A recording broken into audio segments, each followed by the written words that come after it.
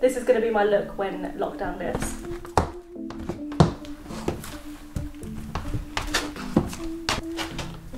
All pink. You probably think I'm joking. I'm not joking. Oh wait.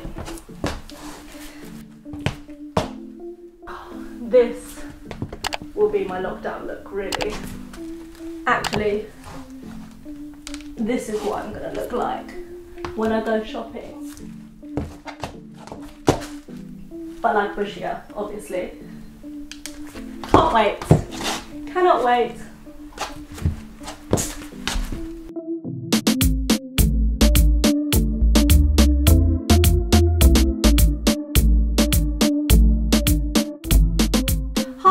Cinsy, welcome to my YouTube video. Okay, so I kind of got really excited because lockdown is lifting very soon and I'm really excited, and I thought I would just show you kind of what I would wear. I mean, this isn't like it's not a fashion YouTube, but also I thought I would dress accordingly and show you my pink plants. Okay, let me show you. So I have some of them here. I'll hang this here so that I'm not holding my bag the whole time. My video looks pointless. But basically, when I started collecting plants, I really just wanted to focus on finding like as many pink plants as possible. That's kind of where everything started. And I was on Pinterest and Instagram just looking up hashtags of pink plants. So yeah, and then obviously my love for plants just kind of grew from there. So yeah, I'll talk about a few of my pink plants that I have and just kind of show you what I have. Okay, so this is my newest plant that I got. I literally got her I got her like a few days ago. It is a Medinilla, which originates from the Philippines, so my best friend Natalie tells me. So I actually found out about the Medinilla quite early on when I first started getting into plants and like researching about plants, but I never got one so early on because I read that they can be quite difficult and they require a lot of light. But I thought I would give her a go now that they are flowering again because spring is here. Yes, so they are known for their flowers specifically. I tried to buy one where the flowers hadn't all opened yet, and tried to find one with like the most flowers basically, because it is all in the flower with this plant. So this is the biggest flower here so far. And then they do open up really beautifully and the flowers just kind of dangle. I'm excited to see how this one grows. I'm really hoping that I don't kill it. I don't know too much about it, so I'm just kind of excited to see it grow. Okay, so I've got a little classic here, Princess Cinsy Tam with a philodendron pink princess. She's only a baby. I've only got a small one. I have a few others, but they have really very low variegation. So I'm still trying to look for, I mean, I've spoken about this already in my last video, but I just really want one with amazing variegation. But for now, I'm happy with this cute little baby right here. So she gave me a half moon quite a while back. But the leaf is yellowing a little bit now because I think I overwatered her a little. So yeah, but she's okay. I just kind of don't really want to cut it off yet, obviously. And then the newest leaf, well, the new one snapped actually. I was trying to help her out of the petiole and, well, we all know what happened.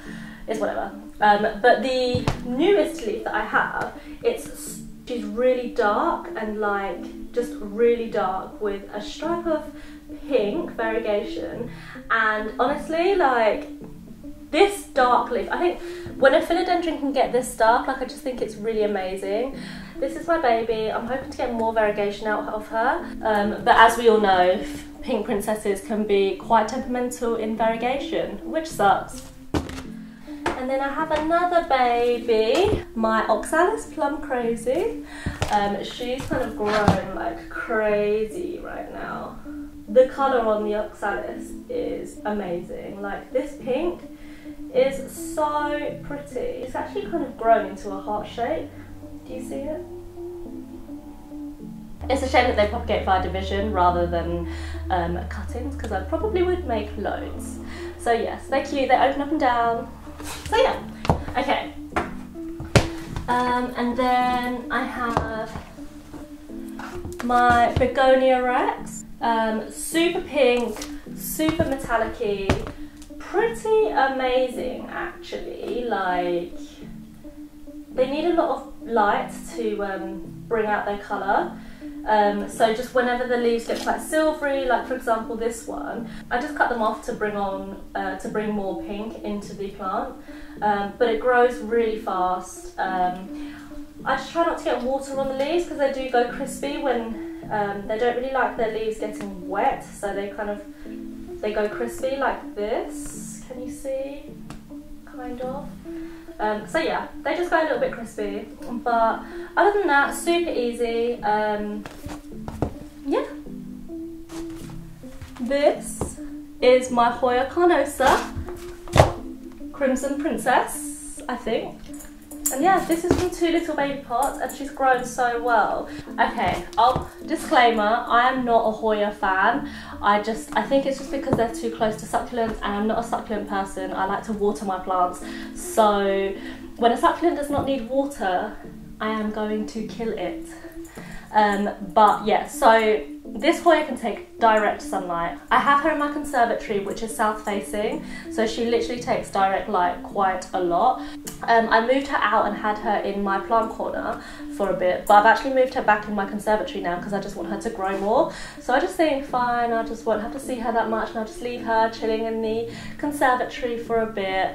And just the leaves, like, they're so pink. I mean, I did a video on them in my houseplant tour anyway, so I'm sure you can see them from there, but the leaves are really pink and they're really nice. I think I would like to put a, what is it called? Oh, what is it called? Yeah, I'd like to plant a small cutting of a Crimson Queen here. If they're the ones with the white leaves, like the white variegation, then yeah, that's what I'm talking about. I think it will look really cute in here, just all together, looking all cute.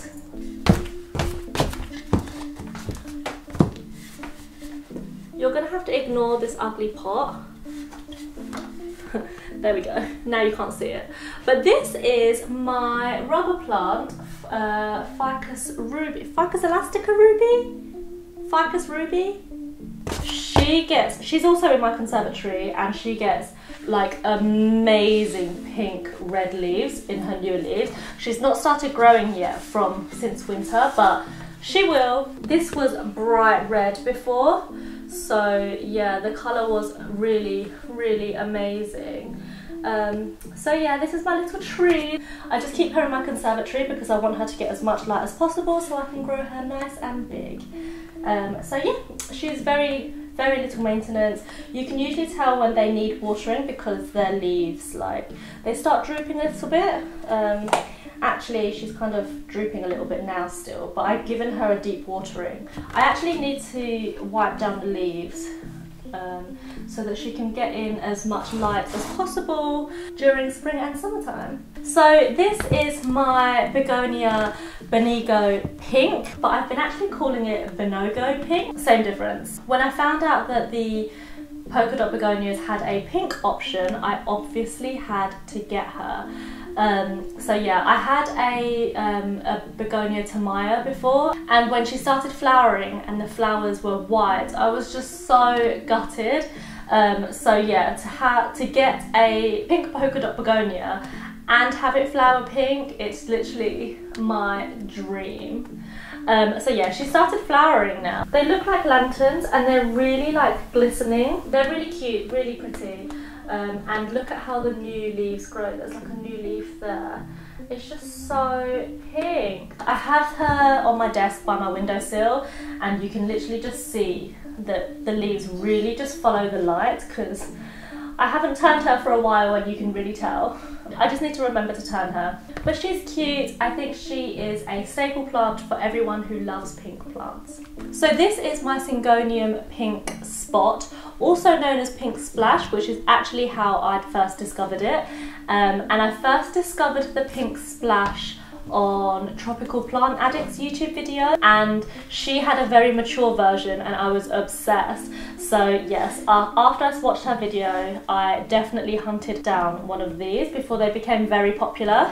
And honestly, no surprise that they are this popular because the variegation is stable, the pink is so cute, and Syngoniums are just such easy plants to look after anyway, so they're not high maintenance at all. The pink is really pastel-y. Where's the new growth? This is the newest leaf and it's much more pink. And then it kind of just like fades into something more like this, like more of a duller pastel pink, but all in all it's pink. The variegation is stable, so you can't complain. I have her in my Hello Kitty bubble tea cup right now, just because the roots were kind of growing crazy. You can literally, I think you can see them. Yeah, this plant literally has more root than foliage, so I just kind of put her in this pot to like give room for the roots to grow, because I haven't had time to just repot her. And actually I don't really want to repot her because although she's bushy, like she's bushy enough for this pot here, but I think if I put her in any bigger pot, I just feel like she'll look a bit stupid because she is quite small. But then if I put her in a bigger pot, she'll just look silly, you know? Like, you know when year 7s turn up at school and they all wear blazers that are like 3 times the size of them, with backpacks that are bigger than them? That's what I feel like this would look like. So yeah, I've just kind of kept her in here for now, and she's happy, so I've just kind of left her to it. I just have a few other pink plants that are all pretty common, but I think they're all nice staple plants for all pink plant lovers. Okay, everyone's staple. She used to be really big, but you know, we're working on her. So this is my Calathea Stromanthe Triostar. Again, one of the first plants that I got, and her leaves are like watercolour. Like, they're just so beautiful. Yeah, I'm waiting for her to regrow some more just because she really died back. But it's a super easy plant. But yeah, it's amazing when the light shines through. Before she was sitting on my windowsill, so like the light would really come up, and where the lighter variegation comes, because they have dark purple undersides, the light really shines through on the variegation and it just gets really pink. It's pretty amazing. So yeah, I think hopefully by summertime she'll grow back a lot faster and a lot more. I have 3. But yeah, there are 3 new growth points in there, so that's a really good sign. She's growing back and she's happy again. So this is my Calathea pinstripe, or Calathea Ornata. Please don't judge it by this plant. She came, if you watched my last video, you'll know that I took her out of the rehab box because it was actually too humid for her. But I've taken her out now and she's recovered a lot better and she looks a lot stronger. They have pink stripes over the leaves, and yeah, it's just a really nice staple plant. I think they're really beautiful. Okay, and then I have this really small Fittonia that actually looks a little bit sad, just because they get really dramatic when they want a watering. So yeah, but she has been watered now. I think she'll pick up soon. But yeah, again, another staple one. You just kind of let her be and she's kind of it. In my homemade DIY concrete pot. So yeah, I think I'm going to put her in a terrarium at some point, when I come around to making one, that is. So yeah, Fittonia. This doesn't even look pink, first of all, but this is my Syngonium neon Podophyllum, which has very light blushes of pink. I don't even know, like you probably can't even see any pink in her. She was a lot more pink when I got her, I think, but I think I just need to give her a little bit more light. I don't really need to do anything with her, I just leave her. Oh, there is some dry. You can really tell that I don't look at her that much because we have some dry bits going on. So yeah, but really easy. Syngoniums are easy plants, and I think This one is a nice staple. I read that they were good luck too, or they brought good feng shui. So yeah, I just thought, well, you know, I'll probably just cut this one down and put her back in. So yeah, really easy plant. Not very pink though, so I'm probably going to try and give it more light and see what we can do about that. Syngonium Podophyllum, meant to be pink.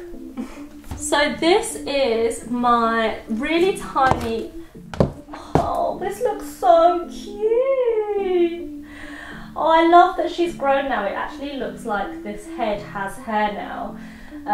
So yeah, this is my variegated string of hearts. She's doing well now, like she's actually settling in properly, and I love that she's in this pot. It just looks perfect. Okay, so that's pretty much all my pink plants. Oh, actually, so I have my 2 pink dragons that I thought I'll bring out and show you an update on them from my last video.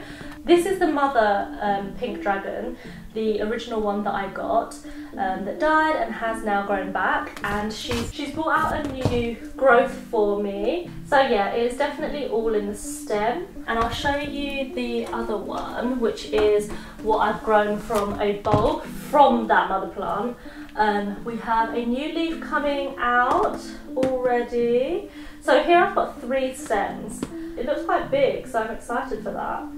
So yes, that's my update on the pink dragons. So that kind of rounds up all of my pink plants for now. There are definitely more pink plants that I want that are on my wish list, that I'm just kind of slowly manifesting that they'll come my way and that I will get them soon, but I'm not in a rush to get them, because I just kind of want to make sure that I get the perfect plant. I remember when I first got my original pink princess with very low variegation, I just wanted it so much that I've just kind of realised now it really is worth the wait to find the perfect plant with the perfect variegation and just like the way it looks. So yeah, the good thing about having a plant obsession, I think, is definitely that plants are always going to be here. If you missed a sale on a plant, it's not like you'll never find it again, or because it's out of season like it is in fashion.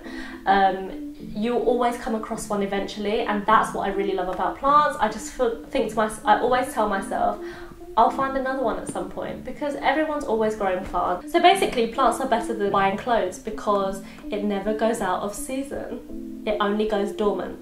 Just a few tips for anyone who do have pink plants or have plants that are struggling. It's just good to keep in mind that any plants with variegation, be it pink, white, yellow, the plant works much harder to keep it alive, because the green part of the leaves are the sections of the plant that uses chlorophyll to photosynthesize and actually keep the plant growing. Whereas if the plant has any variegation and is not green, it actually can't take in any light to photosynthesize, so it really relies on the green sections of your plant. This is exactly why all pink leaves on pink princesses can't stay alive, because it doesn't have any green sections of the leaves, which is where the chlorophyll is to photosynthesize and help the plant continue growing. Does that make sense? I hope that it makes sense in my head.